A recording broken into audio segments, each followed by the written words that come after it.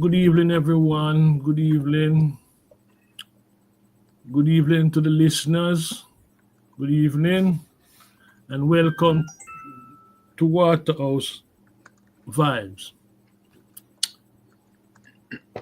I'm Michael Neal, your host, and along with me is Herb Nelson, our intelligence analyst, Patrick McCarthy, a community activist from out of Waterhouse, Lass Crawford, another community organizer from out of South St. Andrew, Greenwich Farm, Southwest St. Andrew.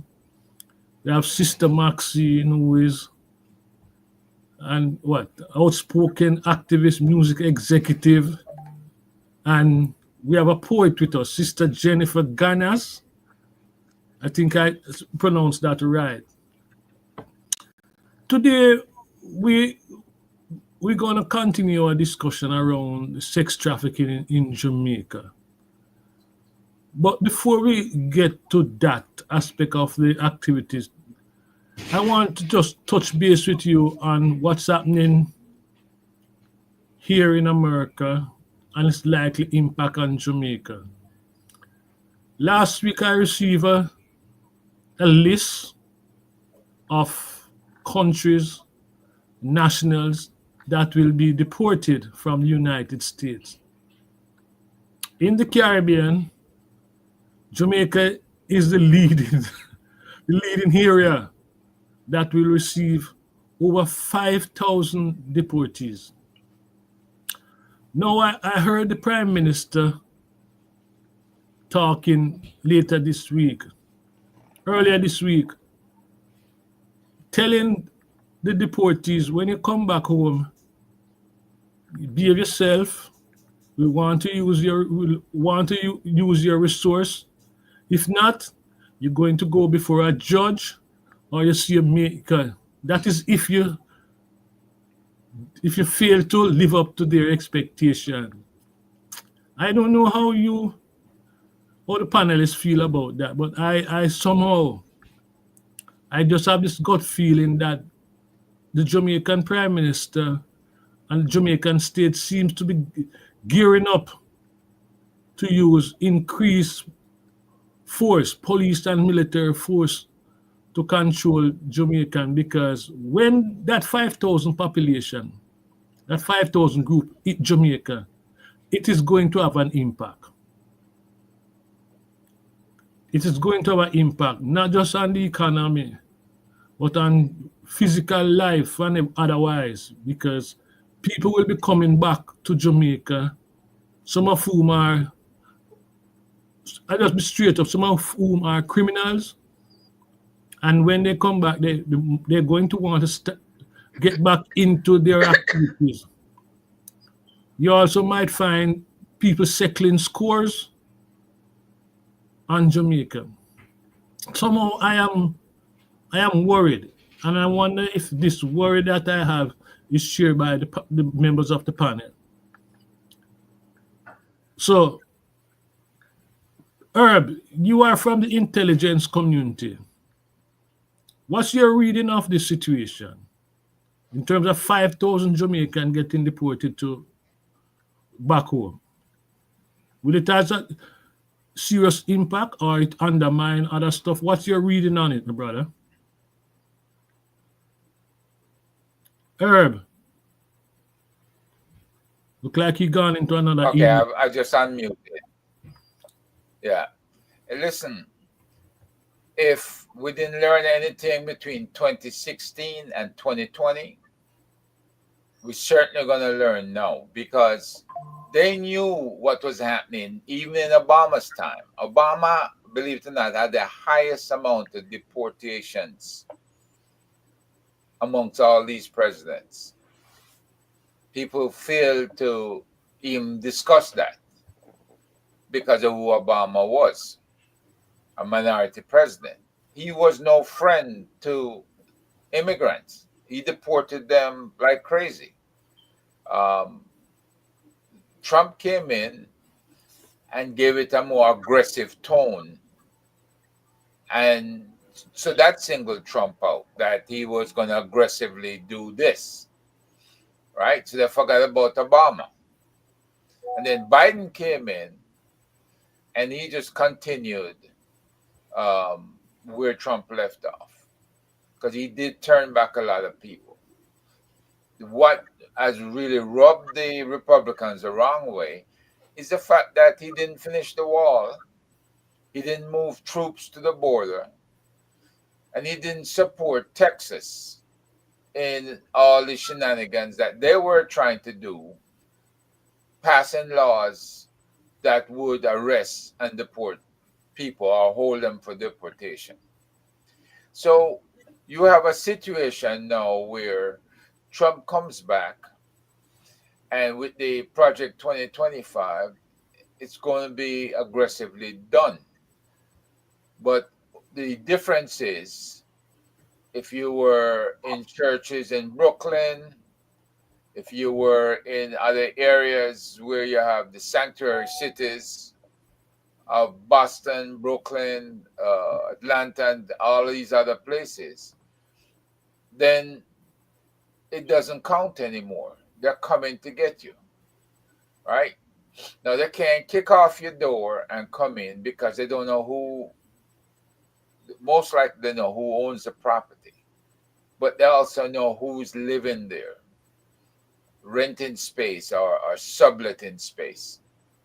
So with the 5,000 you see, I've seen another figure of up to 90,000 Jamaicans may be here in the undocumented status. So if they have highlighted 5,000, it could be the 5,000 with police records, the 5,000 that have misdemeanors or have minor non-traffic, an accumulation of them, or even accumulation of traffic tickets. Because when you have 5, 6 or more traffic tickets, it shows you have no respect for the laws of the country, starting with traffic laws. And so you're going to be highlighted. Matter of fact, it makes it even difficult for you to get federal jobs, even if you become a citizen. Because again, it shows you don't follow the law, you don't recognize regulations. So the bottom line is, whether it's 5,000 or 90,000, Jamaica has to brace itself for an influx of folks, many of whom have not been home since they were babies, or under, say, 5 or 10 years old, right? So the government can only decide that it has to provide housing, it has to provide food, food, shelter, um, pretty much, in some cases, medical, as well as the checking out the law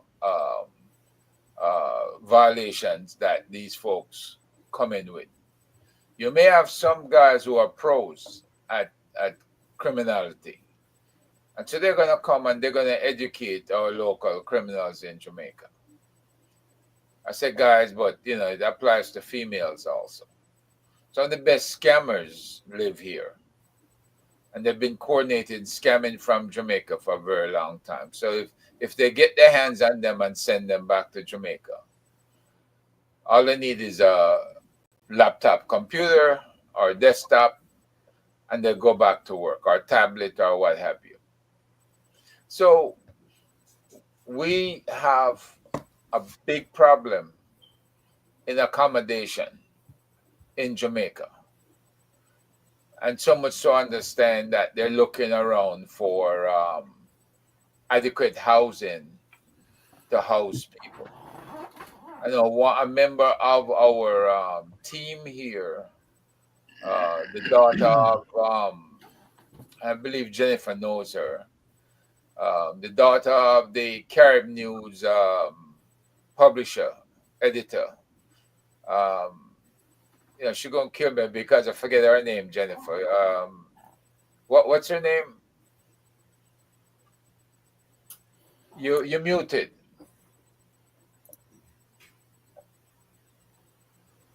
Do you mean Maxine's daughter? No. The publisher of Carib News, Carl Rodney, Okay. his daughter. Okay, I don't She remember the runs name. the reparation, not reparation, but the repatriation program. When people get deported to Jamaica, I'll get her name for you. Man, I don't know. It's on the tip of my tongue, and then of course I go blank. Comes with the All that thought, Herb. We have Dr. Pierre. I want to welcome Dr. Pierre to the discussion. And let me ask Herb, are you saying that the deportation is not just criminals, those who have served time and what have you? It's much broader than that? It's much broader.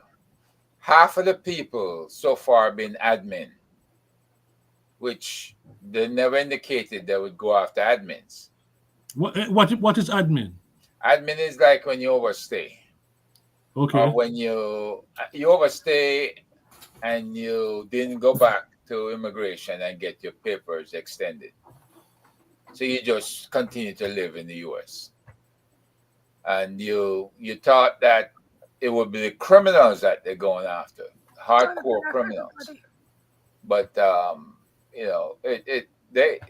anybody that they get in the sweep that can't show permanent residency or multiple visa or some H or J visa or whatever type of visa to enable them to work, then they're going to be deported.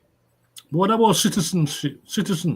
Citizens, what he's working on now is citizens who are felonies. Okay. Citizens who commit serious crimes, citizens who might have made an error on the paperwork when they apply for citizenship, so they can void that citizenship award. They're going to go back and take a look at citizenship of people who are here who are a pain in their ass or who's causing problems in the country. But Right? They're going to do that. And if I may say this. What you say, Pat? Yeah, if I may say this, I think you leave out a very important element to the deportees, or the so-called deportees, because I really don't like the labels that they put on people. One of the main thing about this president's act of deportation is that it negates due process. The people who is seeking to deport right now, a lot of them, it is being done without due process, which is the violation, which is one of the reasons why the organizations like the ACLU and so on, actively are filing petitions in the court, right? Petitions of injunction against these actions. Because what happens is that there are people out there who are slated for deportation because they have exhausted the process, right? And there's a court order made against them to be deported, but they just have not been deported. Now, Trump gave the impression that those are the people he would deal with first of all, and the ones who have committed felonies. Now, as it turned out, like you said, it just spread across the board. But the important thing is that a lot of the people, right, who is targeting are being denied due process through the courts. Okay. Any other feedback? By the way, the ambassador had a Let's Connect back on the 30th of January, which is last Thursday. I don't know if you guys participated. Yes. I But well, if you did, Mike, you may want to talk about the main No, I did points. not attend. She sent me the invite, but I did not attend. Oh, okay, I got you. Okay. But look, the people that they don't have to follow due process on is if you've been here 2 years or less. you've been here 2 years or less and you're in violation, either admin or otherwise, they can just sweep you and ship you out right away.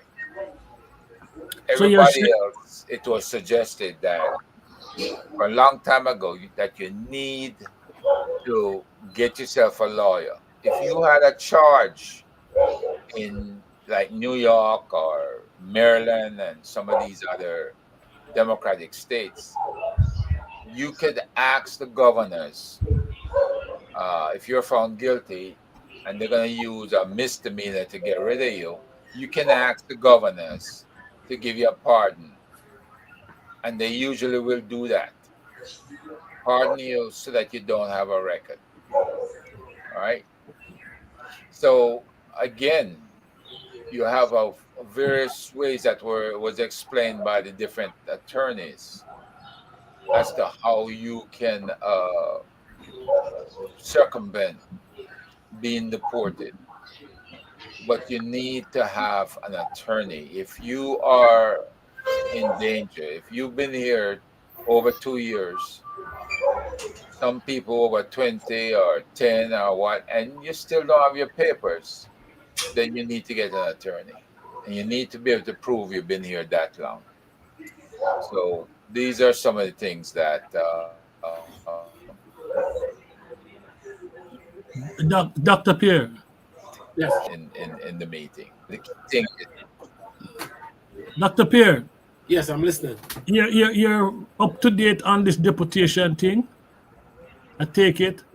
Well, a bit, yes. I mean, I have the we deal with what is more or less forced migration. It comes under the subject of forced migration, yes.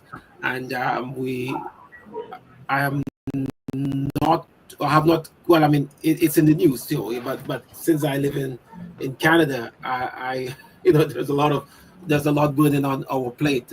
But however, it is a cause for concern, especially persons within the Caribbean region. There was a list, of course, of how many persons would be deported. We heard the situation with Colombia, in terms of Colombia resisting, and they had to cave in hours later. So we know the might of the United States, and I think that's even though uh, we cannot really stop the deportation right now, except through their code of law. But I think that is a good opportunity for countries to unite, and I think that is what it has been happening. A lot of especially South America, Latin American and Southern American countries have been uniting. And if you unite, obviously, you can be a force to reckon with. And just as how we now in Canada, that the United States has a 25% tariff on everything, and a 10% tariff on oil. However, the government sat and planned, and they also put on their tariff on the United States, which obviously would affect everyone. Nobody loses. And so I believe that it is very unfortunate. We are living in very, very serious times.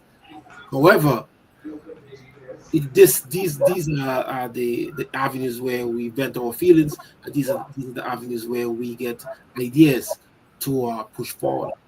But I believe that this cannot last much longer. The goal of the U.S. State Department, ICE, to deport about upwards of 1,800 persons per day.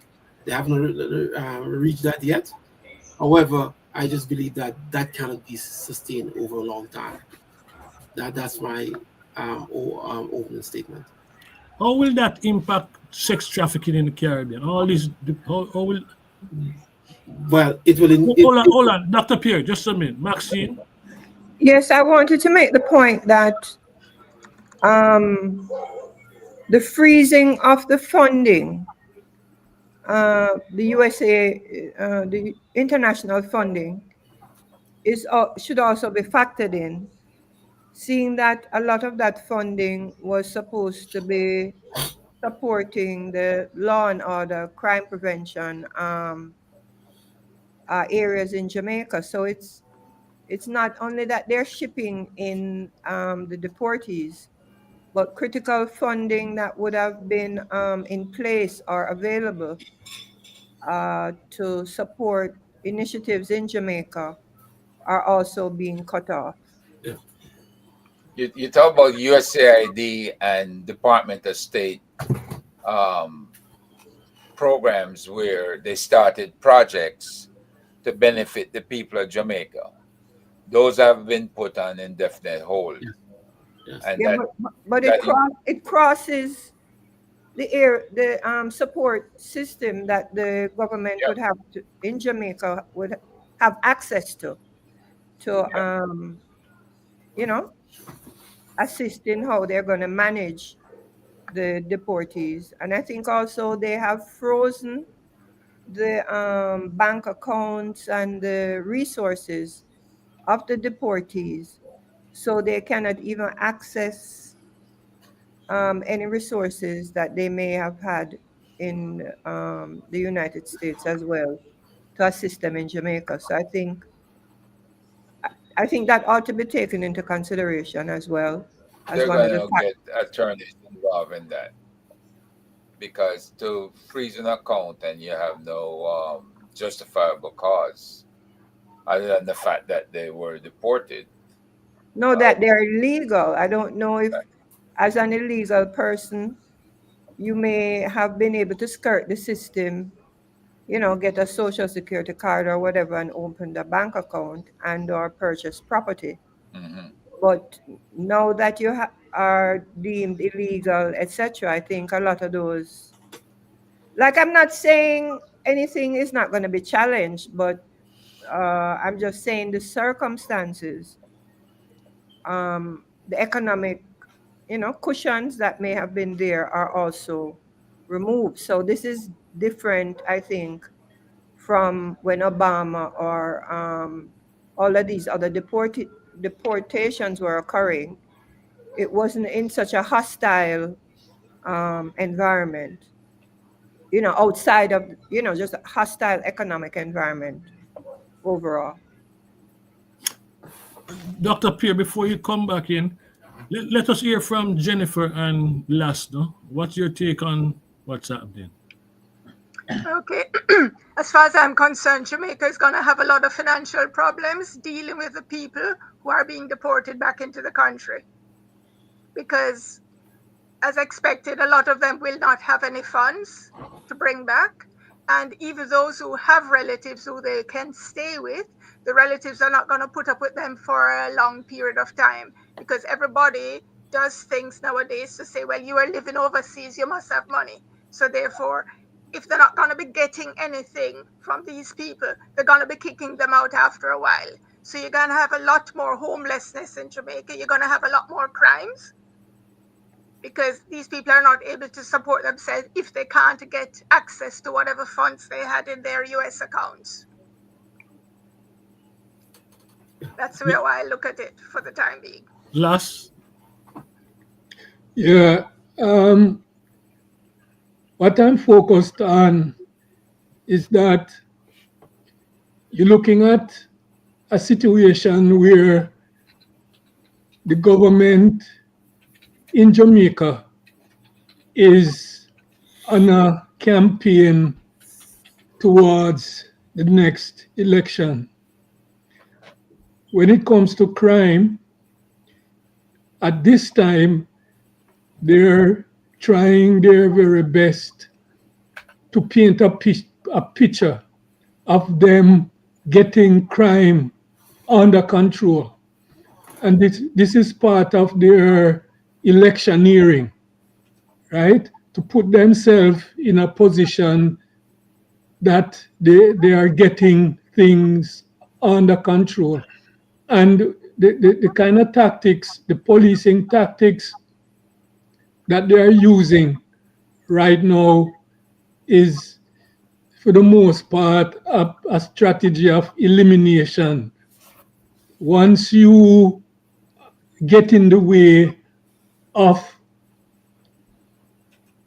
their campaign, right, to paint this picture of bringing things under control, that strategy comes into place. We see wherein the amount of criminals that are being cut down in Jamaica is on the increase. Alleged criminals. Alleged criminals. Yeah, alleged, Yeah. right? That's on the increase, and we see that income has very little impact in terms of dampening what is happening along that line. So the fact that the country will be receiving all these people that are being deported, and a lot of them, well, quite a bit of them, will be hardcore criminals who have slipped out of the Jamaican space to escape the long arm of the law, and they are being returned. We can only expect that the strategy of the government and the police of eliminating whoever they can will rise. I mean, it is a sad situation to know that the country is going through this situation right now, because it's not about how it affects the government. It's about how it affects the entire country and the people. Because right now Jamaica needs some kind of reprieve, right, from the criminality, uncontrolled criminality that is taking over the country, and just having to deal with the whole deportee situation presented by the new Trump administration is not a good situation for the country to be in, right? Because whether or not you believe in the Jamaican government, or you support the Jamaican government, the situation is that we all want crime to be controlled in some way, and this is gonna throw us a wrench in the whole program. I am in agreement with all of you in saying that Jamaica is in for a difficult time. The road ahead not going to be smooth. It's going to be rough, and one area that we should be looking at is sex trafficking, because this is going to, all sort of things going to happen. And I want to now turn to Dr. Pierre, and we can talk about sex trafficking in Jamaica, because that is also a crime likely to increase. And I don't know what the data the doctor is going to share with us, but Dr. Pierre, you're on the center stage now. Tell us about your research in Jamaica and the Caribbean, sex trafficking. Well, thanks again. As I said, we conducted the research, a comprehensive research of human trafficking, basically human trafficking in the Caribbean region, in the CARIFORA region. So we had to widen our research from Belize right down to South America, French Guiana. So we had about 28 countries participated, including Mexico. We provided a lot of data. So I think it was very good. What we looked at, obviously, we looked at the human trafficking in every country in terms of the law, what type of law, what type of protection you had, what type of legislation in place. There's a guy, personal lawyer by the name of Dr. Jason Haynes. He was the one who kind of dealt with all the law idea more of their research. With respect to, let's say, Jamaica, obviously there is a issue of human trafficking in Jamaica. Begging again, they have the whole issue of prostitution, the whole issue of hiring courtesans, people on the northern coast, etc. So there is, I mean, human trafficking is there. What my opinion in terms of if more people are deported, obviously they will need to have jobs, and that can escalate the whole issue of human trafficking within Jamaica, especially on the northern coast, especially in the populated area. So the human trafficking corridors, there are about 3 or 4 distinct human trafficking corridors in Jamaica. Therefore, that will also have to be looked at and guarded. We also have to see that the challenge we have also in Jamaica and most other countries is that the lack of resources to effectively monitor the issues of human trafficking. And I think that with the onset of all the freezing of the aid for the countries in the region, it will definitely have a negative effect on human trafficking, especially sex trafficking, drug trafficking within the Caribbean region. The reason why I say that is that over the last 4 or 5 years, the cartels are emboldened. They are expanding the territories from the southern Caribbean into the northern Caribbean. There are more tourist destinations in the Caribbean. About 10% of all tourists come for some sort of sexual pleasure, and it happens in every country. It's highly organized. The resources of human trafficking are more extensive than any of the governments in the region. So therefore, it would be very challenging for the government itself to handle an onslaught of the human trafficking. The cartels are more organized. They are more dedicated to the process, because it's in the Caribbean, it's a $15 billion industry. Welcome, John. Welcome. Dr. Pierre, you said there are 4 routes in Jamaica. You want to name them? Can you identify them for us? Well, I would have liked to. As I said recently, I had there are, obviously, we have the northern the tourist belt. There's a huge tourist belt. There is Montego Bay. Obviously, there's a huge. There are many routes there. There is a route from, let's say, from obviously there are Kingston, Portmore, all of these areas. But in terms of disclosure, there is, as I said, we had. I would not be able to disclose all of them right away because of obviously security measures. Because obviously the government also looks at these routes. So it's important that, but isn't important that I would not really disclose all of their names right here. However, but what we know is that human trafficking is more or less rampant in Jamaica. It's on the increase.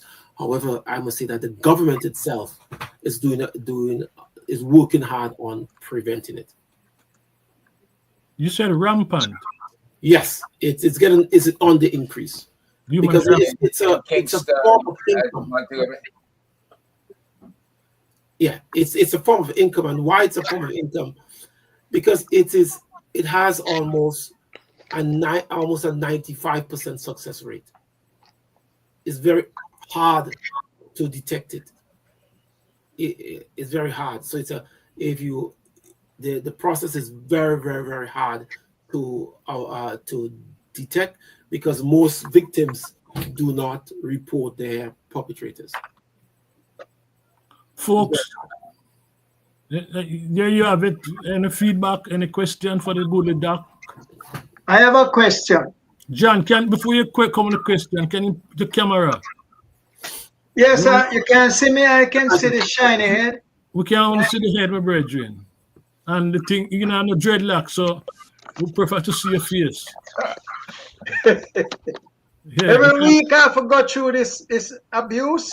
No, not abuse, but you have to comply, John. You have to comply. So we are Rasta people, So that's exactly what I'm saying. Only one ball head is here. All right. Yeah, my question is, how do you distinguish between sex trafficking, quote unquote, and sex? Men come to Jamaica, they make contacts, and they enter into relationship with a woman, and that relationship can be for an extended period because money is changing. I mean, I'm trying to see how your point about 95 success rate is 5% detection rate, and therefore how does one distinguish between a relationship based on money, which is very prevalent in the Caribbean, and quote unquote sex trafficking? Okay, well, thank you very much. So the distinction, that's a very, very good point. The distinction is very, I mean, it's well defined. So, for example, adults who have sexual relationship with consent is not considered trafficking. So, for example, if I meet a woman and we end up having a relationship, obviously is not form of is not a form of human trafficking. So that's the one part. Then second of all, if I meet a woman and I approach her and I tell her that I want to enter into a sexual relationship with her, however, I will give her I will compensate her. It could be a form of prostitution, but it's not really a form of sex trafficking. So that's the designation. We also have what is called a courtesan. So a courtesan is like someone who I may be come from Canada to Jamaica. Somebody arranged for a woman to be my escort or courtesan over a period of time, and for that would cost me about, let's say, $500. I pay him. He gives that to the woman. That is a bit ambiguous. It could be sex trafficking, or it could be not. However, courtesan relationships are widespread. It's not necessarily illegal. However, when you look at the whole issue of abducting somebody or letting making somebody commit a crime by fraud or force or coercion, then you cross a different line. This is what is considered part of sexual trafficking, when the person is forced to do something against their will, when somebody is forced to do something under threat, under disguise, under coercion. So this is where the human trafficking is. And within Jamaica, within some of the Caribbean islands, that happens very often, because we also have to know that in the Caribbean, we have some of the largest. There are about 86 brothels in the region, including some in Jamaica, and we have some of the largest, one of the largest brothels in the world. Used to be in Jamaica. Sorry, used to be in the Caribbean. Sorry. So yes, so human trafficking is a big business. It's formed part of the tourism fabric of most countries, because foreigners come here. The first thing they come here for, to freedom to gamble or sunshine, sex. They gamble, alcohol. I mean, that has been for like over 50 years. There are a lot of studies on that, and it's a big business.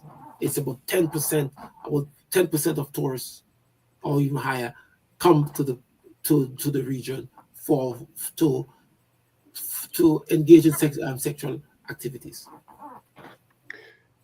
Dr. Pierre, when it comes to child sex trafficking in the Caribbean, what did your research uncover? Is that because we know there's a lot of people who travel around the world specifically for child sex. Was that a big part of your unveiling in your study? And how is that, if it is, how is it being dealt with in the Caribbean? So this is a very interesting question. Okay, the issue of child. Okay, so for example, in the Caribbean, there are about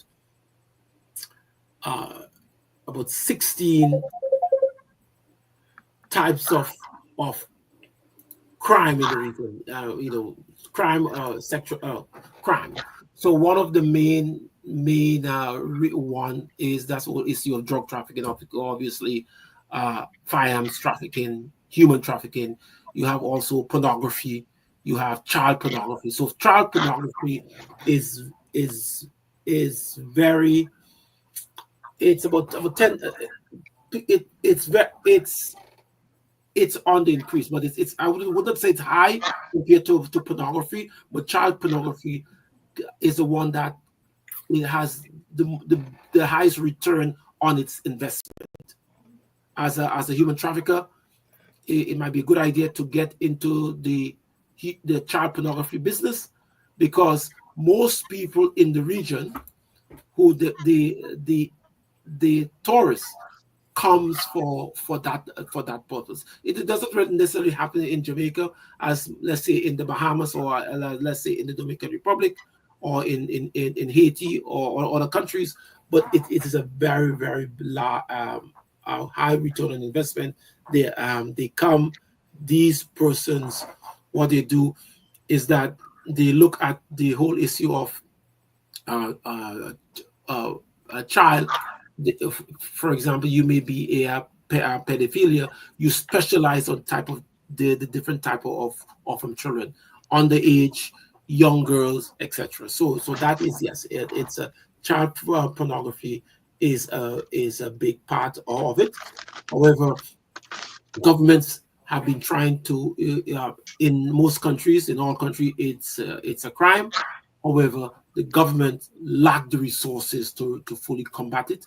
That's why in most in the judicial system, there are a lot of cases that has to do with sexual violence. Can I hear from the woman on the panel? One thing that I'm particularly concerned about is that, okay, we have this trafficking of girls, Yes. but I understand that the trafficking of boys is on the increase. Do we know who are those? Is it possible to find out where are these boys when they're being abducted? Where are they taken, apart from the tourist areas? Because it is said that it's also happening in urban areas. Yes. So who are housing these boys who are being kidnapped for sex trafficking? So so there's a famous video on the internet called "The Boys of Afghanistan," where within a certain religious culture, they groom these boys for sexual purposes. So, I mean, there is a YouTube. So I mean, so it is a part in certain culture, in certain settings. Having sex with young boys is a part of initiation process, and we see that so what we found in terms of our research, you have like especially with the urban environment, person will come up, they will have Airbnb, they meet obviously these areas, these sexual activities garner more. There's a higher price for them because they're considered delicacies, and so yes, so sexual against boys is also high. Children again is also high, and the real challenge we have is that the law enforcement, they do not have enough resources to combat these incidents, and most people, over 50% of them, what happens, they would not report these crimes. So they are practically then being left as lost souls. Well, I mean it's very challenging, because I mean We don't have the laws. Even though we have the laws, we don't have the enforcement. Even so, it's very, very.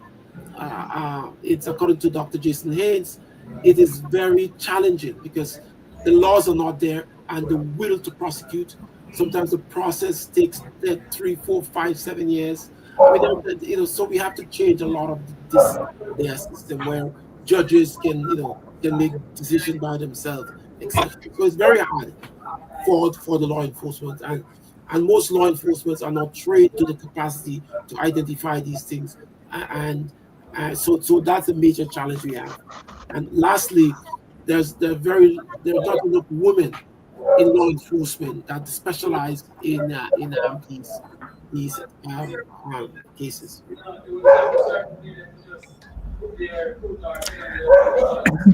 But what I recognize is that the word trafficking, it seems to want to describe movement, but a lot of the uh, activities that are going on, it doesn't involve movement.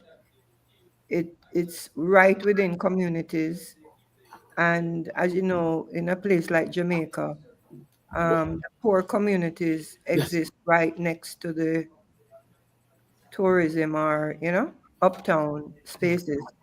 I know over the years, places like the boys' home and where children, were kept by the state, etc., were rife for this.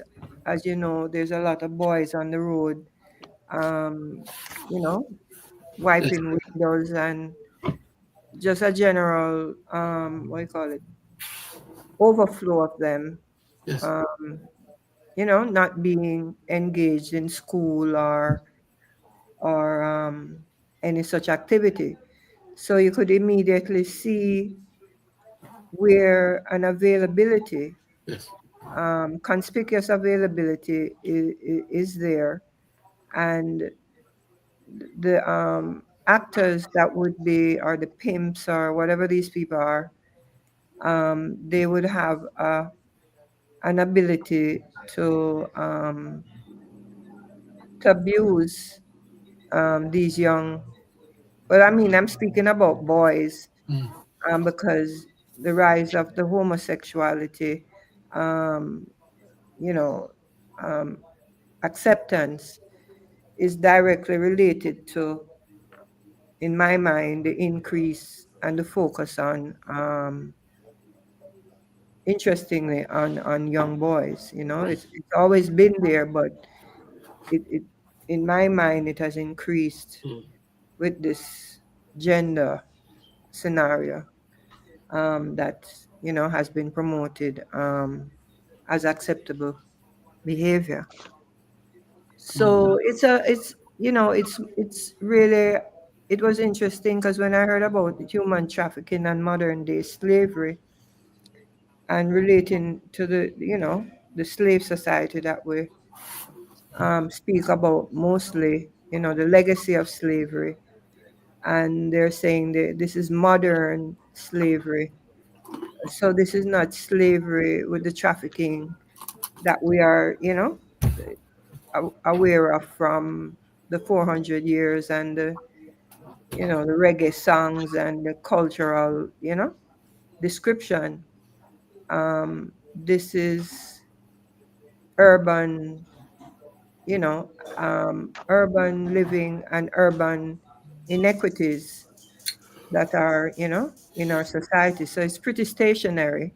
I don't know to the extent that we export um, the children and the women. I know that, when the situation was going on in Haiti, a lot of trafficking of young Haitians, purportedly by people assisting them or whatever, was actually also occurring. And I think what they also consider under this modern day slavery, etc., is child labor. Yes. Um, Also, is the use of young people, in situations that they're not supposed to be working, and they're being used by companies or people in this respect. Yeah. I mean, this is what you said is absolutely current, as we realize that the issue of modern slavery, especially, it's very profitable for some business. You have children working with you. You have persons who you do not have to pay. It goes to your bottom line. The whole issue of the illegal immigrants again comes back to it. Yeah, they work. They get very little or no pay, and it adds to the bottom line. So modern slavery, yes, the trafficking of boys is something that's normal in this type of industry. I've also met, in terms of our research, we also met men who consider themselves not homosexual. So in the questionnaire, you will ask them, "Are you a homosexual?" They say no. But do you enjoy or do you frequent having sex with men? They say yes. So it's a way that how people think. Some people do not see it as them being homosexual, but maybe, as I said, people have certain belief, and I believe that if maybe they may have some, if I have sex with a virgin, it may cure me for all my illnesses. If I have sex with a young boy, it may make me wealthy or be rich or what. I mean, people have the views people have, the belief people have. In Kenya, if you have you cut the hands of a albino person, you might get rich. I mean, so people have a lot of belief, and the issue of human trafficking in the region has to do with certain belief, and also the knowledge that when they get into that business, they would not get caught, because it's just a 2.9% apprehension rate. Dr. Pierre, in the 70s, no, in the early 90s, there was a slang in Jamaica, and it reflects itself in the music that we produced at that time.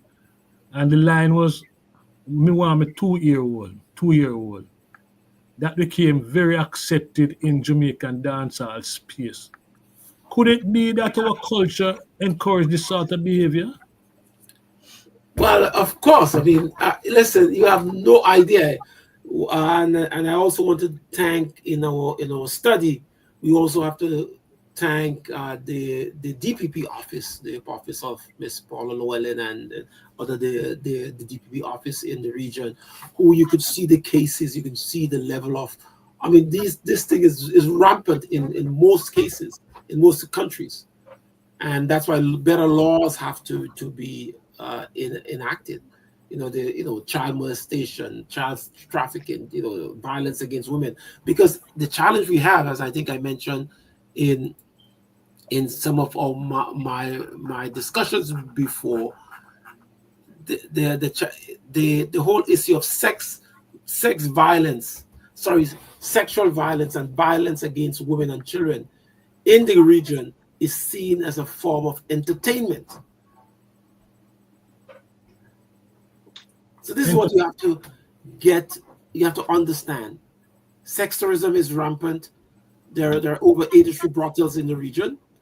We have 8% of the world's population is in the Caribbean.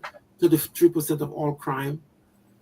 They have a very high demand for sex by its citizens. Okay, it's very, very, very high demand. We have weak human trafficking legislation, limited funding for research. Most governments do not conduct research, and the whole issue about the availability of victims is there. It's just everywhere. You can always get a victim. It's not easy to search for victim, and because the demand or the market or the supply is so rampant, the price for these things goes down. So that's why tourists come here, because it's very easy to get to have someone. Very easy. Maxine, you were shaking your head as if you disagree with the question I asked. No, I didn't disagree. I mean, it's just a continuation of the, like I said, the environment. Even though Dr. Pierre spoke about the cultural maybe practices in certain, cultures, in the mainstream culture that affects us, the mainstream promotion of this acceptance of, homosexuality. I have definitely seen an increase, especially in reference to young boys, right? There was always the exploitation of the women, which, we are in that type of a society where the woman, is abused even in her legal relationship. And so, in terms of modern day slavery and trafficking, you know, even families, are give up their children um, to this trade, because obviously they're going to give it up because they're going to earn monies. But I'm clear in my observation of the increase of the young boys, um, you know, in the reporting and the visibility, Yes. directly related to the promotion of homosexual behavior. In fact, even as Dr. Pierre said, that it even goes to people who engage in it and say that they're not homosexuals. That acceptance or that kind of behavior pattern wasn't there prior to these last couple decades, where they have been pushing it in movies, in cartoons, in all kind of things. So it has impacted on our young men to become a major feature of, this trade in the sex tourism that's going on. I've seen it and if, the music for me is reporting, or, I remember going up against the gay lobby when they said it was murder music. And, I was saying to them that if they even checked, Boom, bye bye.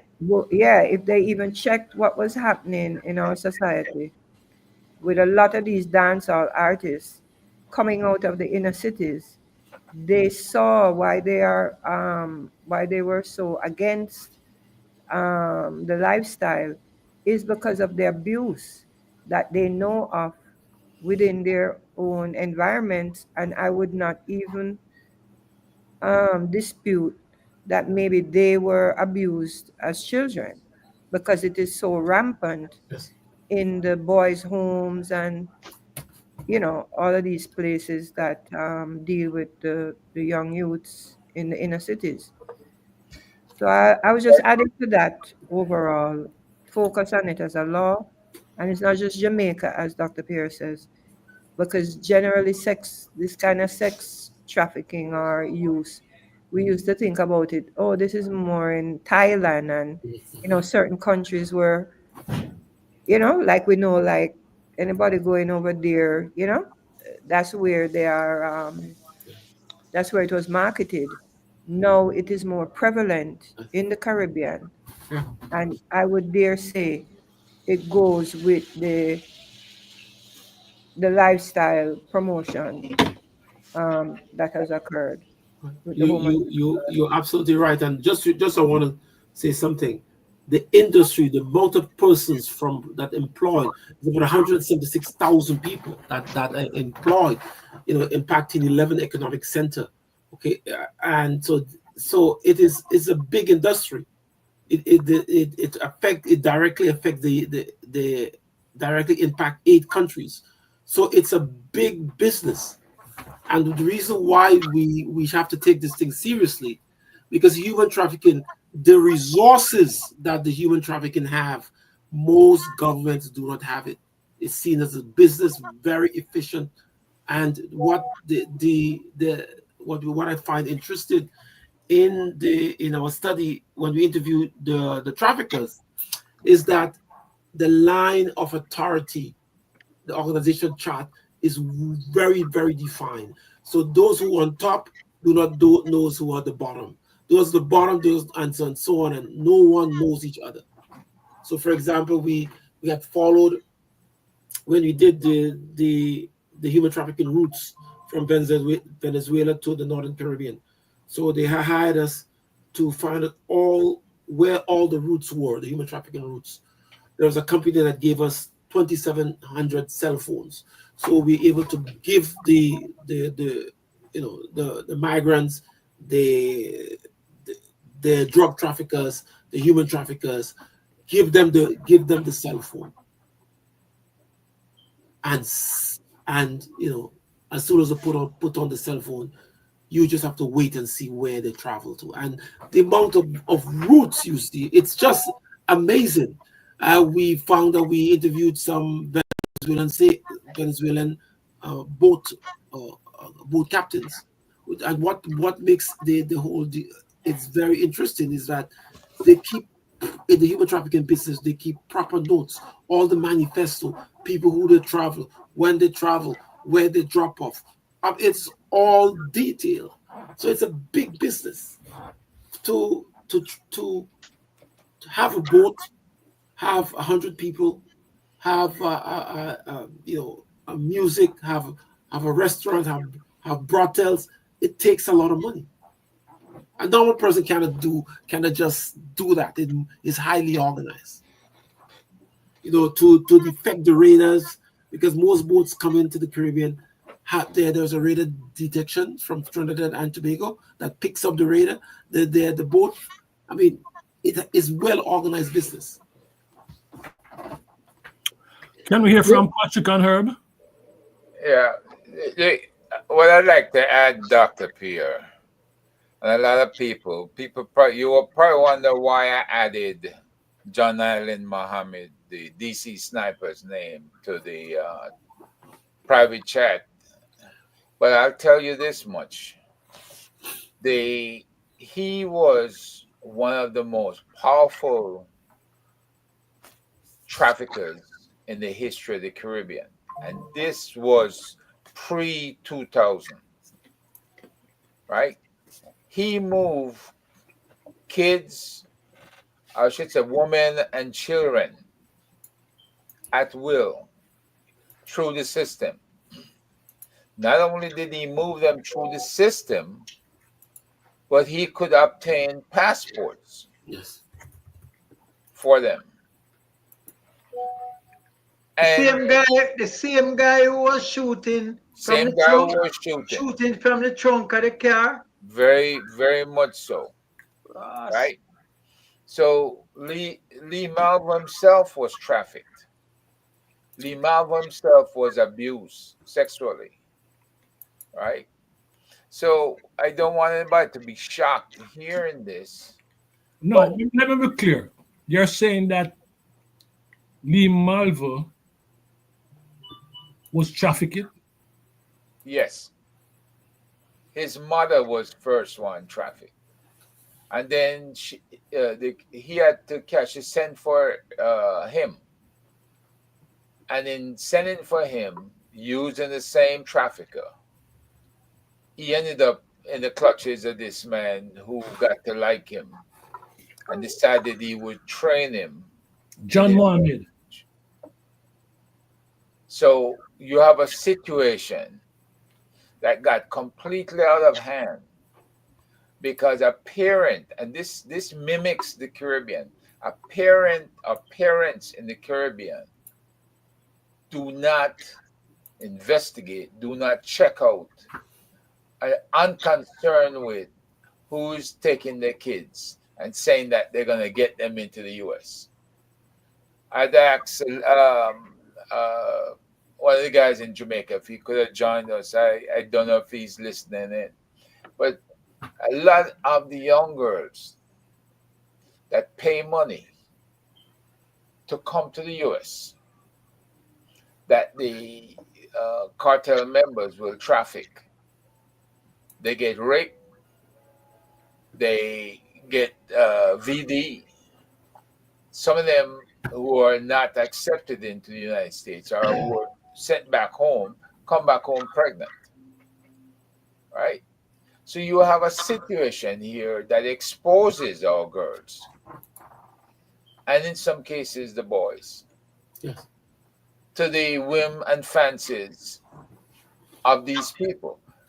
We know that the people who are the contracts under the last deportation scheme that took charge of those kids were moving kids from state to state, and you would lose track. There was no track of the kid once they got moved. Nobody can tell you where they went to. Because and that was the problem when Biden came back in. They tried to find these kids to ensure that they were handed over to a relative, and they could not locate them. Yeah. And that is part of the human trafficking, sex trafficking movement. It's because remember that the challenge is that it's a big business. It's something that is in demand. Yeah. People want that. The idea of, having someone who cannot resist. Yeah. You just dominate. It's something with the psyche. From a person, they're having interviews with persons. They want, and remember that the whole issue, the preference for the sexual preference changes based on the ethnicity of the person. The different type of persons want maybe Asian children, young children without pubic hair. It's well defined. Yep. It is so specific. It's a defined. It's an industry, $40 billion a year industry.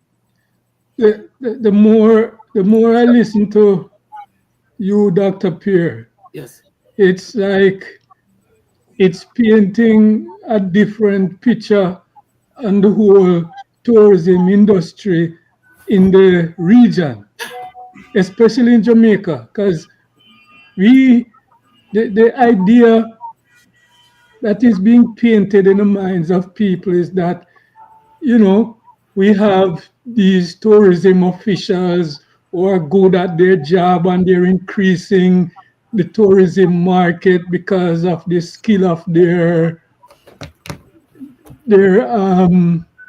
whatever public relations skills, whatever public relations skills that they have, they are increasing the tourism market in the region.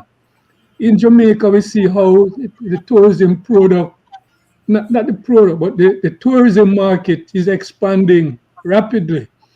And what your research is creating in my mind is that we have been led to believe that the beauty of the Caribbean, the sea and the sand and the big flashy hotels, is the thing that is generating this expansion in tourism, right? And what is coming out is that there is a bigger picture. There is a bigger part of the whole tourism business that we don't see up front, and it is not spoken about. But it has a bigger influence on tourism and what is happening in the region than we are able to see upfront. But it is influencing not just tourism, but the entire society, right? It is what is creating the shift in consciousness around certain issues of crime and sex and violence, but it's not spoken about. And it's only in researches like what you and your company is doing that we get a background Right. to these things that are affecting the society in the region. And it's really revealing.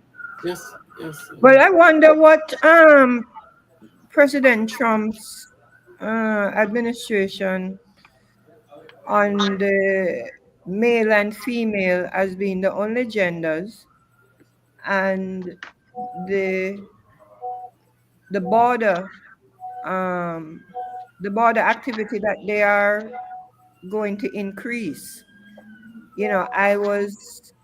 I'm curious to see if both of these trendings are going to have an effect, especially on the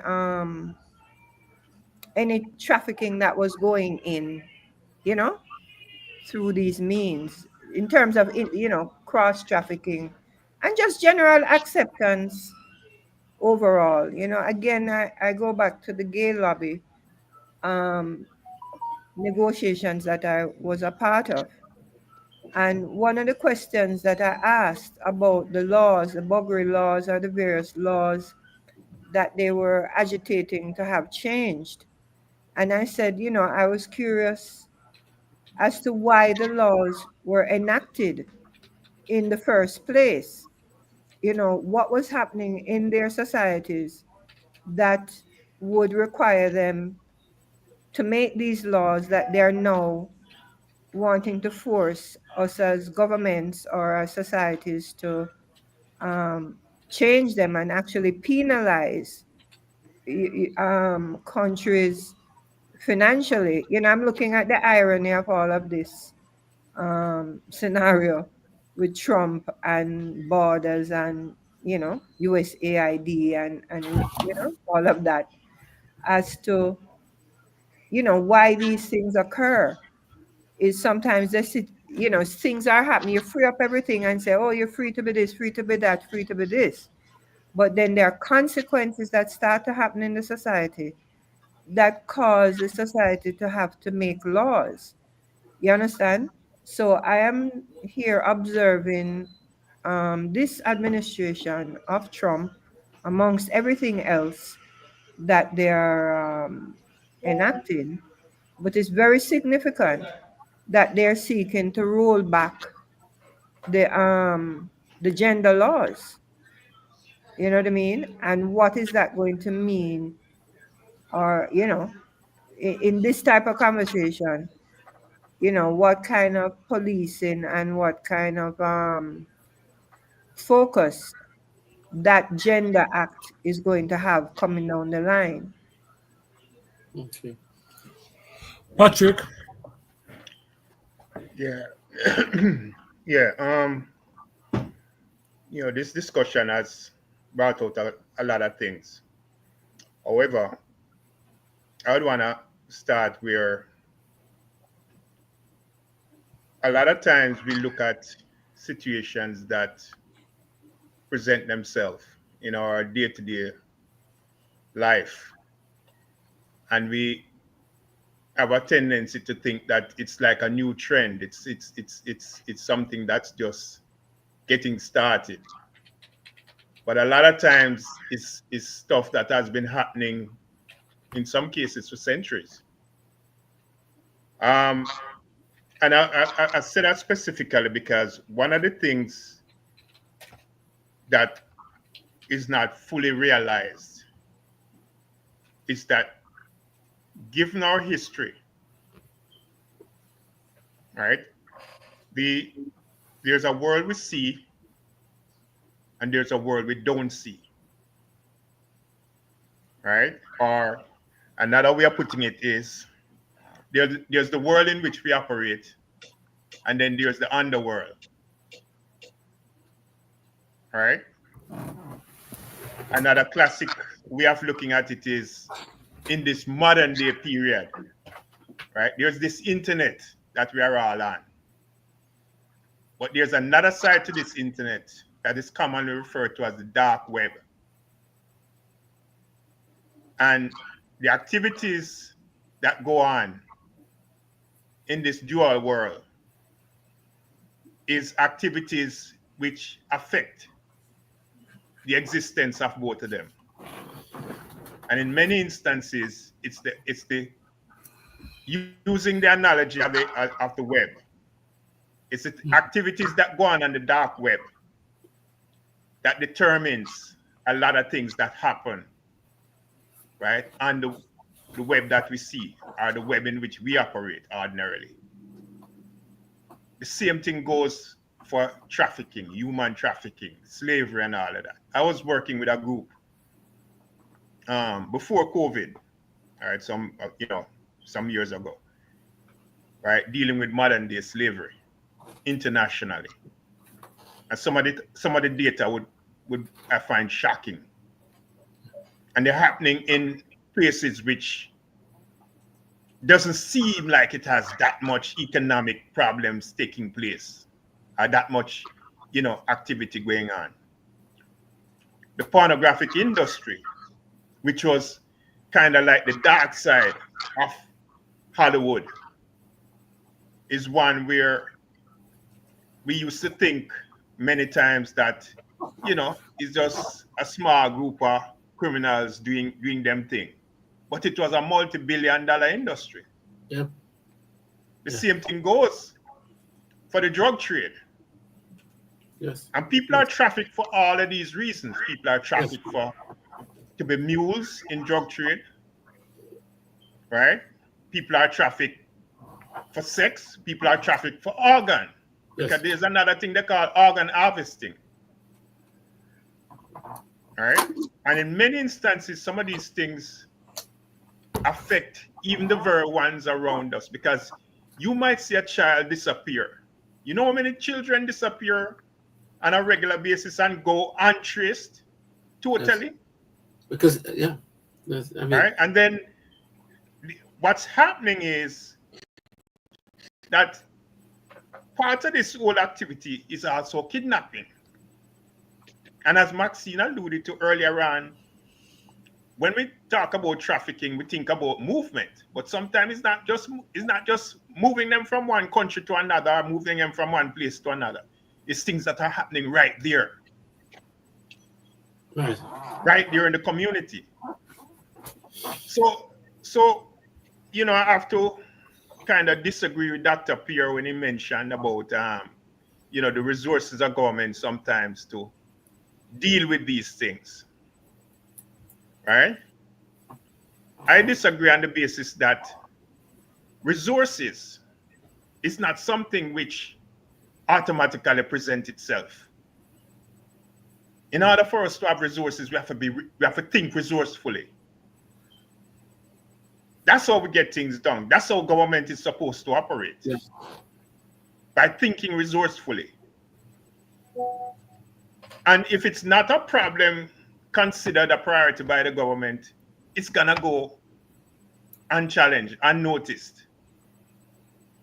Then there's also the other aspect of information as well. When government is involved in suppressing information, then they are part of the problem. All right? This Trump government is a classic example. I go back to the point I made earlier on, as Herb was giving the breakdown and talking about, due process. One of the reasons why Trump operates the way he operates is that Trump is not a law and order person. He's not a law and order person. He has no business about the law. Right? So the more he can really scoop up people and deport them and operate in that chaos, right? That is what he enjoys. That is why he likes the executive order. Right? Because that is his motive, right, for doing what he does. That He's is why he separated families, separated children from families. Yeah. And a lot of them still remain separated to this day. Years later. Right? Think about this. This happened in its first term. It's still not resolved. These children have not found their way back to their families. And at the same time, we have no idea what's happening with them.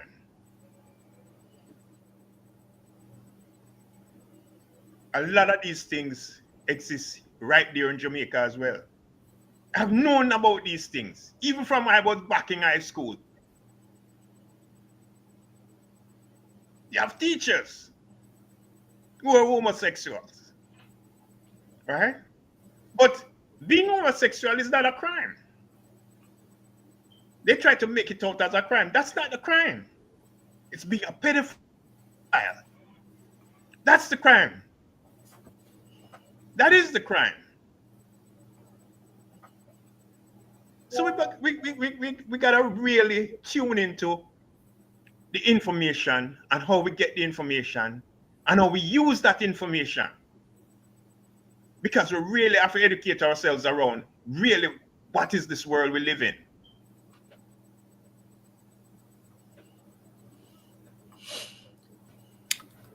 Dr. Pierre, it is obvious that this new Trump administration will have enormous effect on the Caribbean. Yes. In a number of ways. You talk about the lack of resource and laws to govern this sort of behavior. What are some of the laws would you suggest? What areas should the Jamaican government should be looking at in terms of bringing this thing to an end? So let me just look, for example, at what we did is that we developed a human trafficking indicators. Okay, we look at the countries in the Caribbean. We look at from Jamaica, Antigua, Guyana, Suriname, Trinidad and Tobago, Dumrep, Haiti, the Bahamas, Belize, Barbados, Grenada, St. Kitts, St. Vincent, St. Lucia, Jamaica, and Montserrat, TCI, all of them. Okay, we look at to see how they compare with each other. So we compared them against 44 indicators, and some of the indicators, like for example, we give a minimum score and a maximum score. So, for example, an indicator might be human trafficking legislation in place. If you have a legislation in place, for example, to see how strong you are in terms of fighting human trafficking. So, for example, in Jamaica's case, in Antigua case, in Guyana, Suriname, most of these countries have legislation in place. So but are they effective? That's another question. You have the legislation, but you may not have teeth in the legislation. So then it's not being carried out. It's not what right. Sorry. It's not being carried out. It's not being enforced. Right. So they have a legislation, but the most of the legislations are not the strength of the legislation. So how strong the legislation is.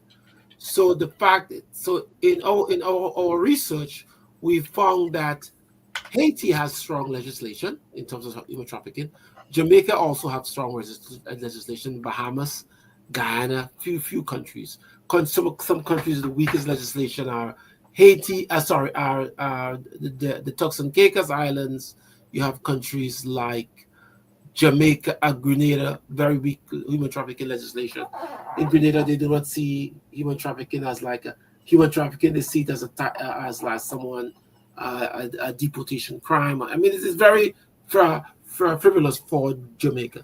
Grenada. We looked at what is called the effective human trafficking regulation and standard operation procedures. If you have regulations, if you have standard operating procedures, we looked at training and intelligence, and we look at the whole issue. If you have a tip report in place, a trafficking and person unit. So we looked at a lot of the indicators, 44 indicators. I cannot go over all of them. And in our research, we found the country to have the best fight against human trafficking is the country of Jamaica. Are you serious? Yes, I have it. I have my data. I've never heard anyone getting arrested for human trafficking in Jamaica. Actually, a lot of people. If I'm wrong, somebody can correct me, but I've never. Actually, in Am I Jamaica, wrong? there's a guy called, I think it's I think I have it in my notes, in my presentation notes to the U.S. State Department. Hold on. We have, there's a guy called, hold on. There's a guy called Rohan something. I can't remember his name. He was the first guy to be in the region to be, he went to the High Court, and the High Court was satisfied that he should have been in jail. His name is Rohan. He was arrested? Yes, he was in jail. There was a situation From where Jamaica? From yes, Jamaica? yes, where he had he took some children from Haiti, abducted them, had sex with them, was impregnate one of them for years, had her as a slave. Oh Yeah, yes, there was an American that was arrested. No, Yeah, there was an American that was arrested, and he claimed that the child mother gave her up to him. yes. Yeah, that might be the case, but They're saying here that in Jamaica they opened investigations into 61 cases, 48 involving sex trafficking, 6 involving labor trafficking, and 7 involving unspecified forms of trafficking. This was comparable to the previous reporting people when officials opened investigation into 60 cases, 55 involving sex trafficking. They are saying that one suspect. The problem with these cases, they're saying they don't lead to convictions. Right. They're saying they had authorities convicted 3 sex traffickers of offenses with lesser penalties under the Sexual Offences Act. Authorities dismissed charges against 4 suspects charged under the anti-trafficking law and did not convict any traffickers under the trafficking law. Yes. One suspect initially pled guilty to trafficking charges, but retracted the plea prior to sentencing. Yes. So basically, this is the State Department report on Jamaica. Yes. But 2023 What he's saying in or what 2024? Dr. Pierre is- for what period is that, Maxine? Uh, I think it's 2023. I think I read that. 24. 2024. Trafficking in Persons Report, Jamaica. Well, I find that hard to believe because I've never. Oh, you mean you find that hard to believe? If you look at the number, the likelihood, of sex trafficking in Jamaica, based on everything that Dr. Pierre tell us, and then you hear a 6 man get arrested. Yeah, but the question, John, is trafficking within Jamaica or taking them across Jamaican borders?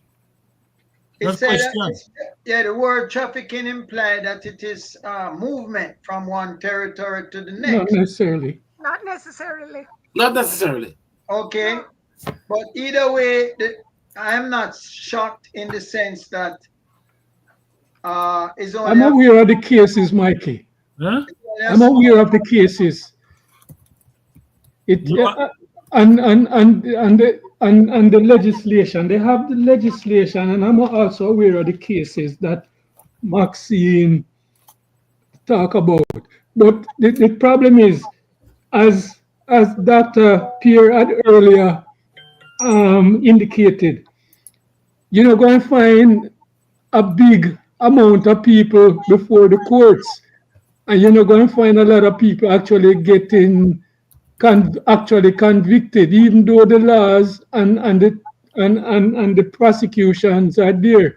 Exactly. Because Yes. it was already outlined that this area is one where it's easy to get away. It's hard to be detected Right. and easy to get away.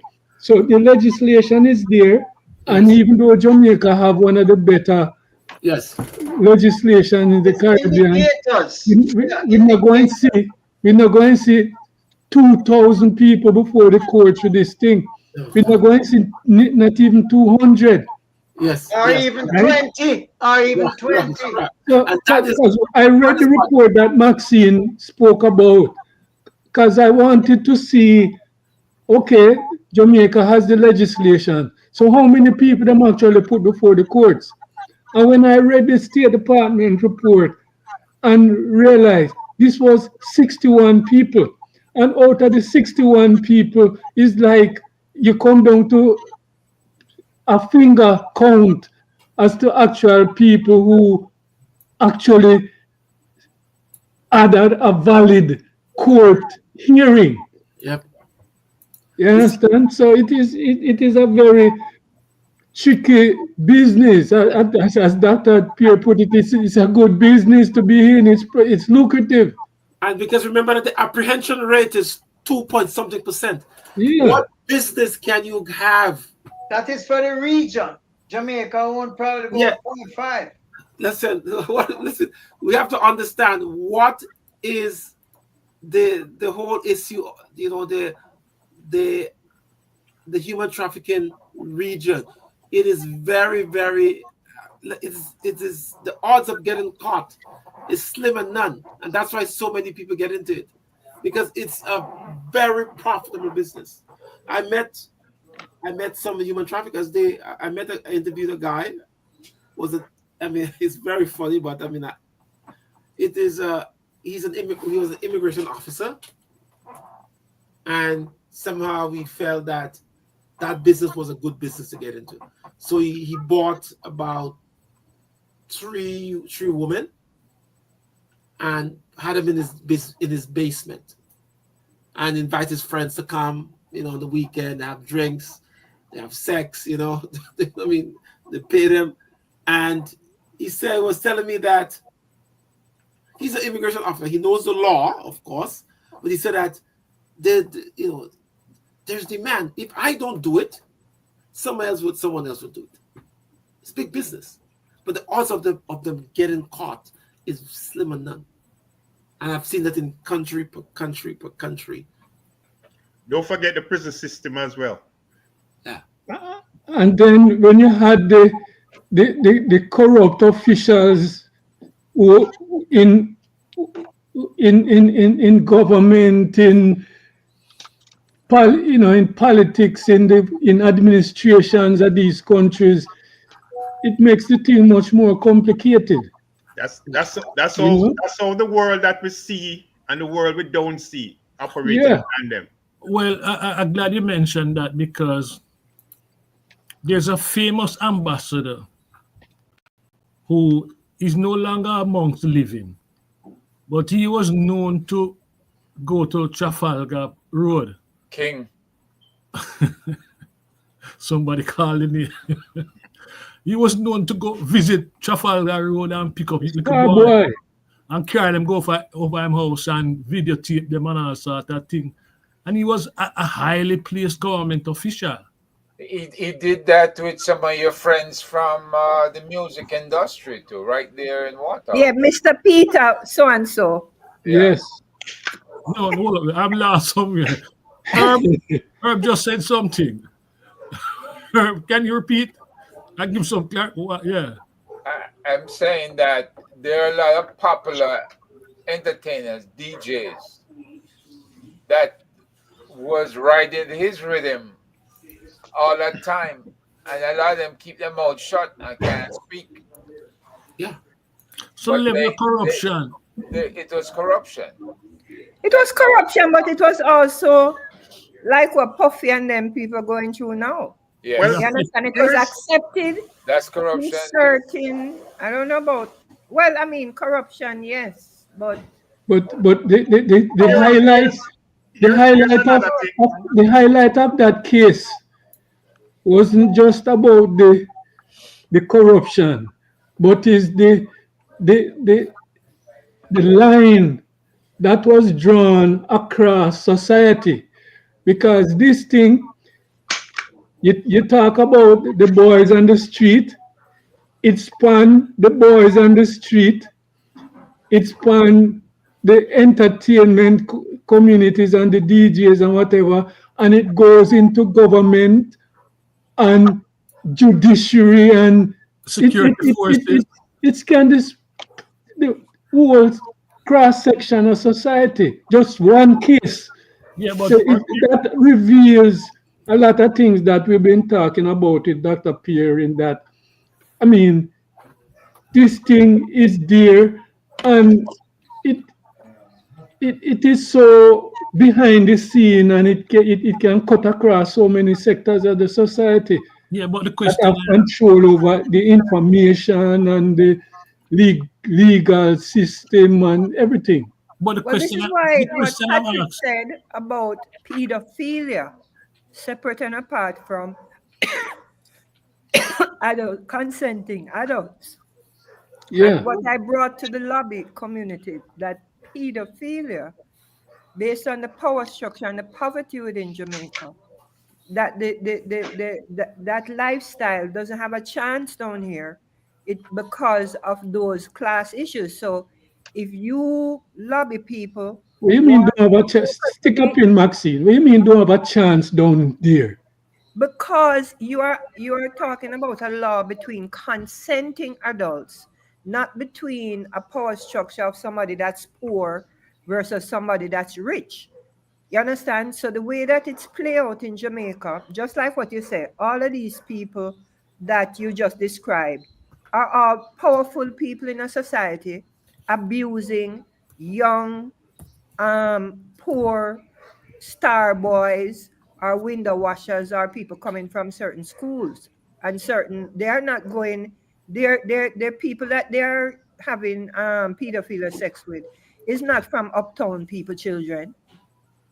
You understand? It is clear when you look It at it. cuts across everybody, Maxine. The I king have issue, I the have a king. classic example. I have a classic example that can clear it up for your last. Right? Here's what Maxine's speaking to, and you saw on point, Maxine, because that is precisely what I was getting at when I said, even when I think back to my high school years, right? There were some amazing things that I discovered. I went to all boys school, right? You had teachers. Teachers, you hold teachers in a certain esteem, right? That's the first thing to begin with.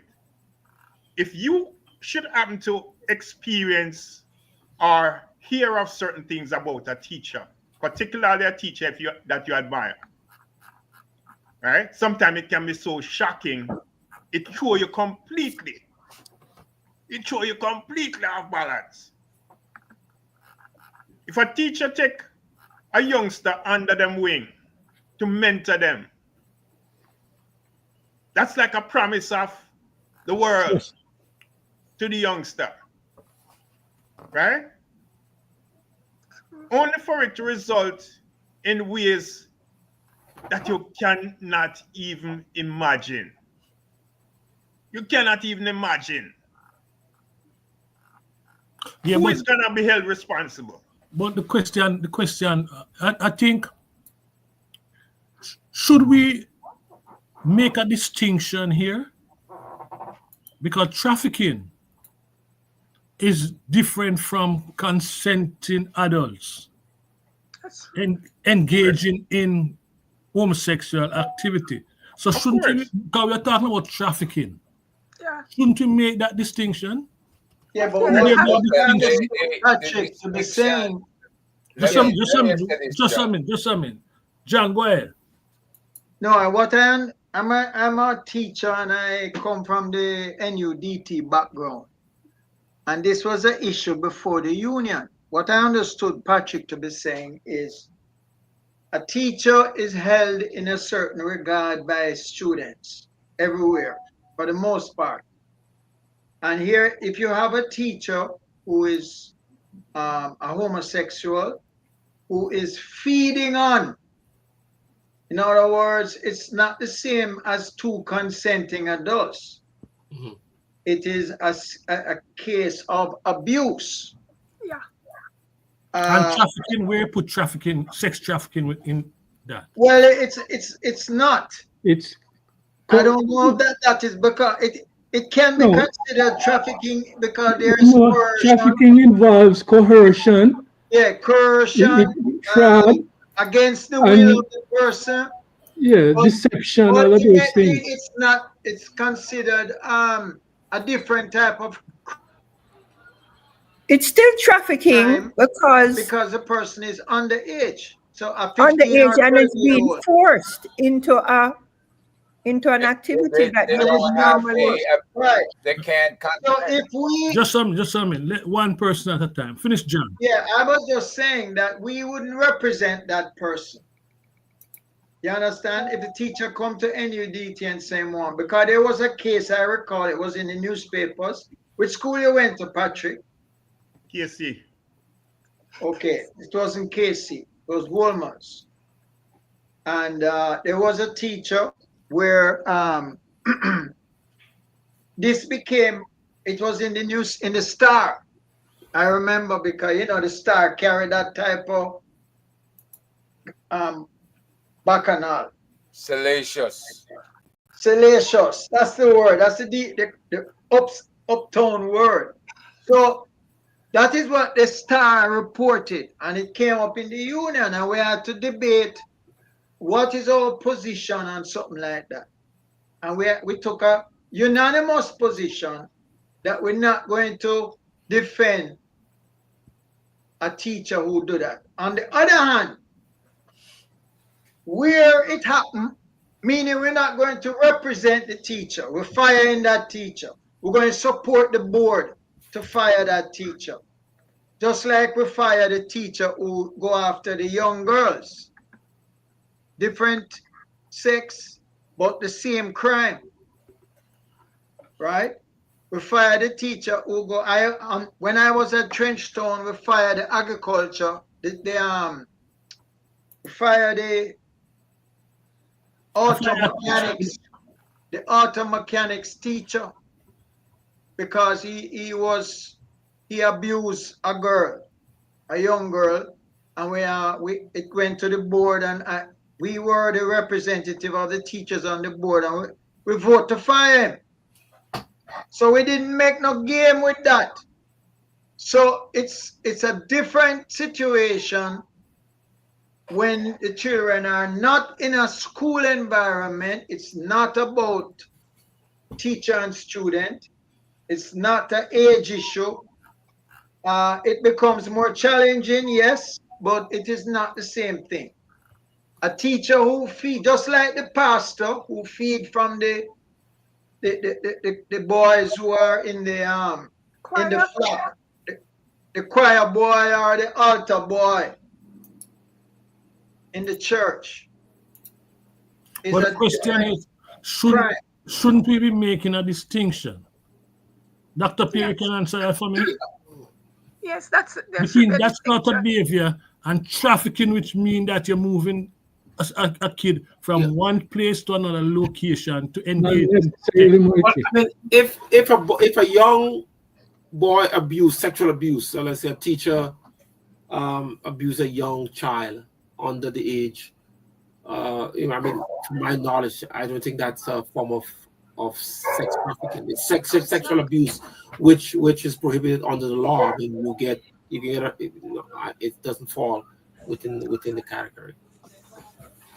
Sex trafficking is moving an individual from one location to the next. Engaging. Well, him can move him from his school to him home. It's more complex than this.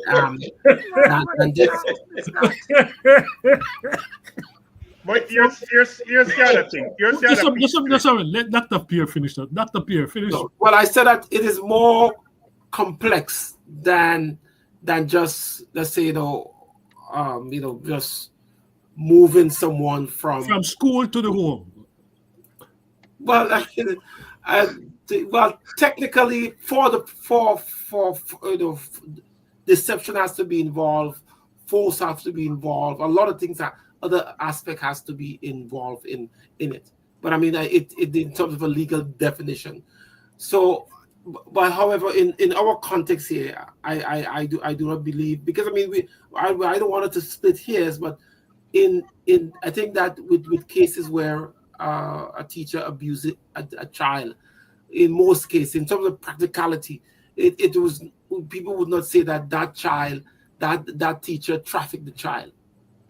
Right. Okay? But here's the other piece. Here's That the is other just piece, though. abuse of power. Here's the other piece. Not only that, but that's not being remember, the mentioned. sex trafficking law is not like a single lane, you know. It intercepts, it intersects with these other offenses. Correct. This is why they said when they catch them, sometimes they can't prosecute them under the Sex Trafficking Act, even though that's how they arrested them, and they end up getting them on a lesser offense as what we are describing. But the activity, you understand what I'm saying? It's still a behavior pattern that a teacher could be arrested for sex trafficking, and if it doesn't work, then he's going to be arrested for another intersecting offense.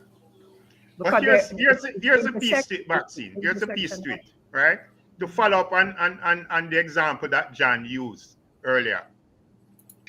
What you find a lot of times, right, as John clearly stated, when that teacher is brought up on the charges, it is brought up at the school level, right? They get fired, and that's it.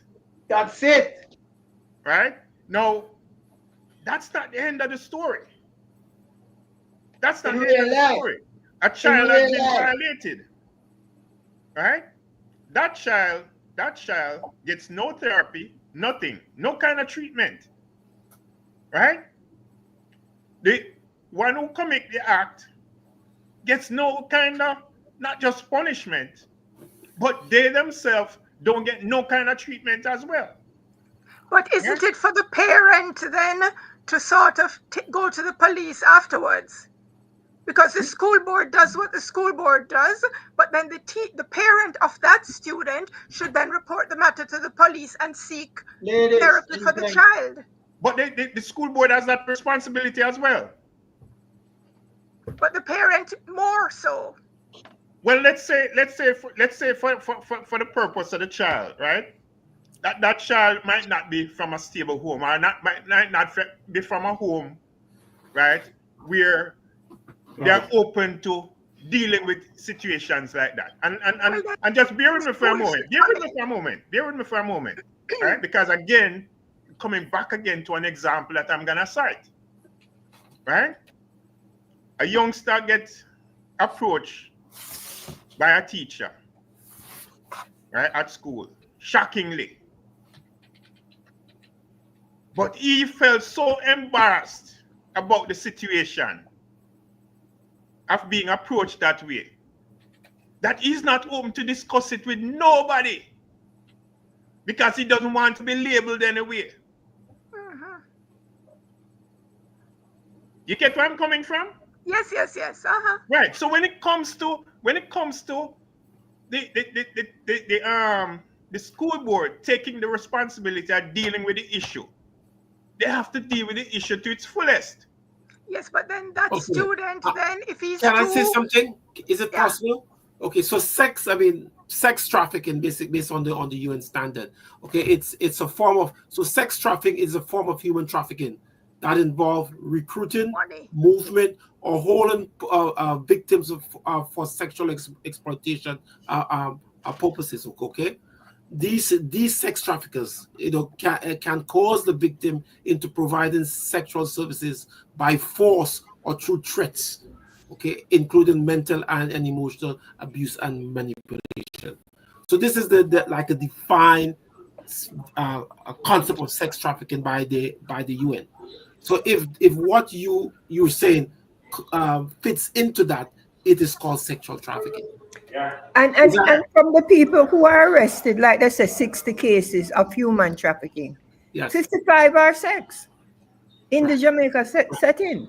So therefore, sexual trafficking is a form of human trafficking. No, I'm just saying that Yes. the tendency in the Jamaican society as to what you will be prosecuting under the modern slavery and modern whatever this act is and how it is set up, the majority is for sex trafficking, That's true. because sexual dynamics in the society is off kilter overall. It's not just in this area. This area is a manifestation of jacket and everything else in relation to human relations in the society. You understand? And that is what I told the lobby people. I said, what you have going on in America and the law they want to have up there, Jamaica is a different kettle of fish. So you cannot impose your international laws in Jamaica until you come and understand that we are not consenting. We don't have the economy or the social thing that we can consent, because we are in this power vacuum of the rich and the poor, and the rich manipulating the poor. Not It's a only different that, social experience. yeah, and not only that, to go back to Patrick example, I understand Dr. Pierre to be saying is that outside of sex and sexual trafficking and sex abuse and man and big older people and little picnic, is the fact that the focus of the police and the law and order is gunshot. Yes. Is big gun. Yes. That Yes. it's Yes. not Yes. taking precedent. You are absolutely right. This cannot take precedent over gunshot in a Exactly. country Okay. that have no resources or Okay. little resources. It's illusionary. So You see, to me, and this is I am abhorred by this crime. yes.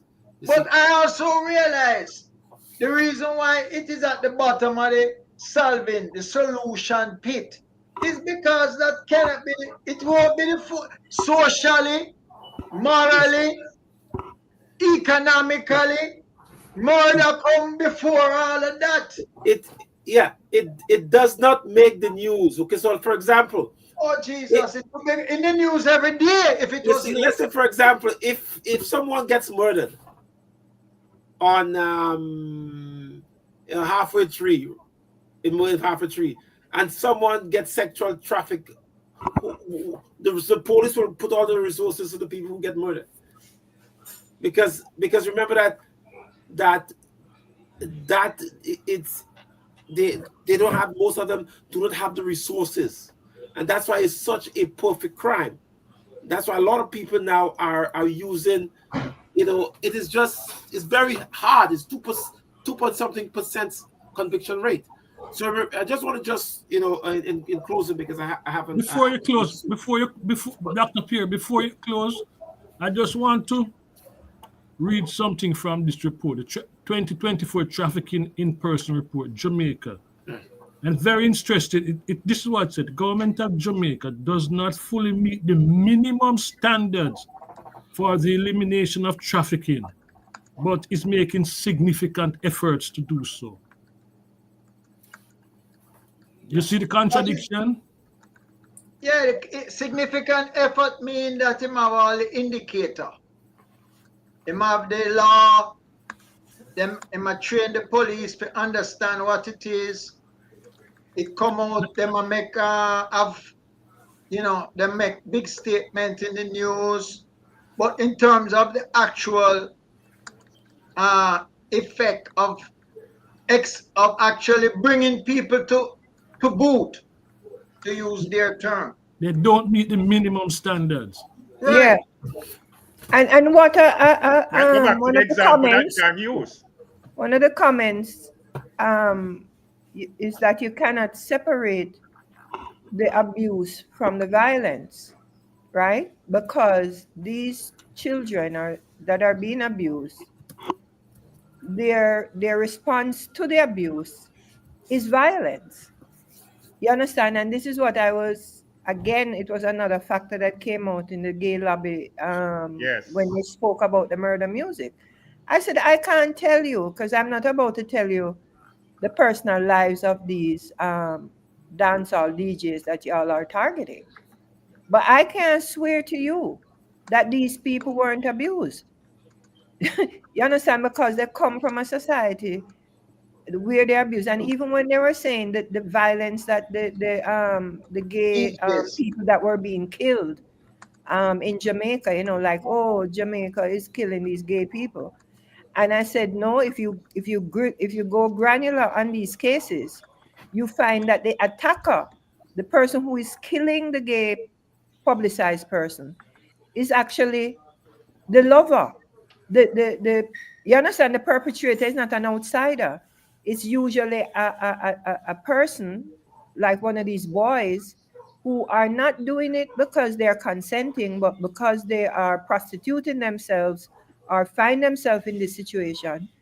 And they violently, when you go down into the cases, it's these kids or these young men that are being subjected to this. It's not them, and at a certain point they rip and they murder these people violently. Right. So even when they were saying, oh, Jamaica is killing gay people and all of that stuff, when I went into it and said to them, no, it's not Jamaicans, it's the same contradiction that I'm telling you is going on down here. Okay. The people Dr. killing Pierre, the people. I just want to say something because I have to leave shortly. So Yeah. I heard people, there was some little ambiguity in terms of the definitions. So from my knowledge, we see that there are 8 types of human trafficking.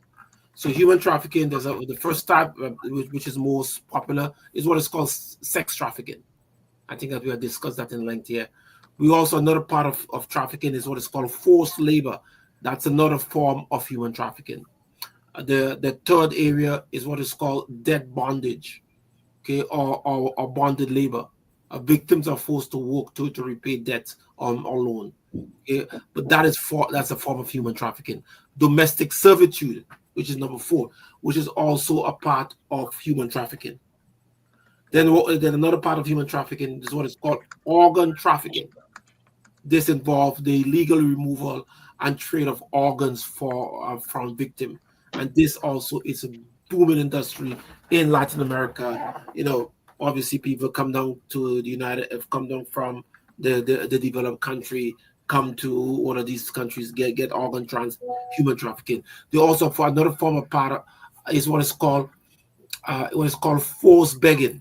You see that a lot in Jamaica also. Forced begging, organized forced begging, that's a form of human trafficking. Child soldiers is also a form of human trafficking, which is called the unlawful recruitment by armed group and forced to serve in various wars. Then the other one is what is called forced marriage. Again, is a form of human trafficking. So human trafficking is kind of broad area. However, when in terms of specific, in terms of being specific, is obviously sexual trafficking, forced labor is one of the most prevalent forms. So just to give you a little idea of what percent, Dr. Pierre, before you go, what percent of you said that you gave a percent of tourism, and I was curious to know what percent in the region, in the Caribbean region, is sex. In other words, whatever form of sex. Right. So from our data, it is about, let's say, between 10 and 15%. A lot of people come here for sex. I mean, sex is rampant. I mean, there are 86 brothels here. I mean, 86 brothels. Just imagine that. The Caribbean. And you told us the biggest one last week. Yes, you don't remember, but I remember. Right. I wonder why. 86 brothels where? Because I take notes. Just imagine that there are 86 brothels where? There are 7,000 islands in the Caribbean. There are 1 million square miles. There are no central government. You have like there's a French side, an English side, a Dutch side, a Spanish side. There are 25 different types of languages here. There are 13 sovereign nations, 22 dependent territories. There are over 300 islands in Venezuela, 315 in Guyana. 700 in Bahamas. There is weak resources, very weak legislation to combat human trafficking. You have limited funding for research. There's a whole issue of sex tourism. Listen. Don't forget, Dr. Pierre. Don't forget. Open field. Dr. Pierre, don't forget that some of these islands are private islands as well.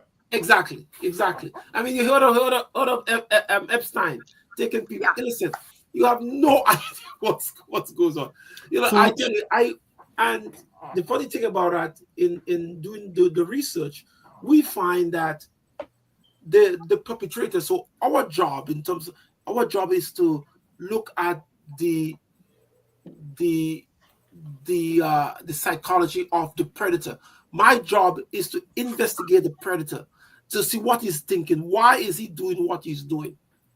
And some of these, they see it as a business. This is a business for them because it's so profitable.